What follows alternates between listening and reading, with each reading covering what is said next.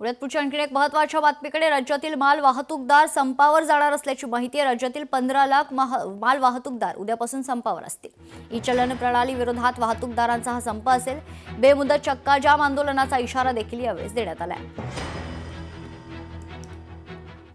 सरकार को एक पत्र दिया है कि कल दोपहर को 12 बजे आज़ाद मैदान में मीटिंग है और उसके बाद में Maharashtra transport action committee strike पर जा रही है और सभी truck, bus, tempo, auto rickshaw, school bus ये सब चक्का जाम कर रही है। ई चालान को लेकर मुंबई और महाराष्ट्र के अंदर बहुत जाती हो रही है। आपके माध्यम से इसको सरकार ने इमीडिएटली एक्शन लेना चाहिए, वरना मैं सरकार को बता रहा हूँ कि कल से ये लोग स्ट्राइक पे जा रहे हैं और पूरा महाराष्ट्र का चक्का जाम होने जा रहा है। सन्मान्य खासगी सावकार जर कोणत्या शेतकऱ्याला सतावत असेल तर तक्रार करावी असं वक्तव्य मुख्यमंत्री देवेंद्र फडणवीसांनी केले।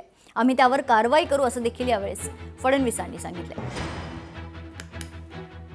त्याप्रमाणे सभापती महोदय, हा शेतकऱ्यांच्या किडनी विकणे याच्याबद्दलचा प्रश्न आहे। हे आता बाकी सगळे ते कागद वगैरे काय दाखवत नाही, मला फक्त एवढंच म्हणायचं हे आरोपीचे पकडतायत ह्याच्यावर मोक्कासारखा आता आपण कायदा करणार का? कारण त्याच्याशिवाय काहीही होणार नाही। माझं म्हणणं आहे की गृह खात्याने आज जाहीर करावं आणि एक वेगळ्या प्रकारची सगळ्या महाराष्ट्रामध्ये खाजगी सावकारीच्या बाबतीमध्ये गरीब कुटुंबांना कोण अशा प्रकारचा त्रास देत असेल तर त्याचे गुन्हे दाखल करून वाटल्यास SP असेल, पोलीस कमिशनर असेल त्यांच्याकडे सुद्धा अर्ज देऊन त्यामध्ये कुठल्याही प्रकारचं पाठीशी न घालता याला संरक्षण देण्याच्या संदर्भामध्ये पोलीस डिपार्टमेंट पुढाकार घेणार का?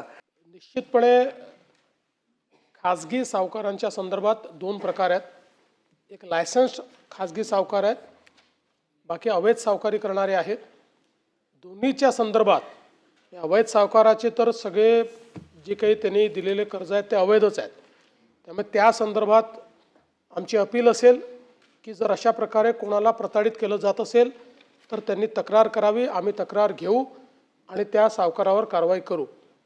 जो लायसन्स्ड सावकारी करतो आहे त्यांनीही नियमापेक्षा जास्त त्या ठिकाणी जर वसुली केली असेल किंवा जो काही आपला व्याजाचा दर ठरलेला आहे, दामदुपटीचे जे काही नियम आहेत, या सगळ्या नियमांच्या विपरीत जाऊन जर कुठल्या लायसन्स सावकाराने अशा पद्धतीनं कोणावर कर्ज लादलं असेल त्यांनीही तक्रार करावी।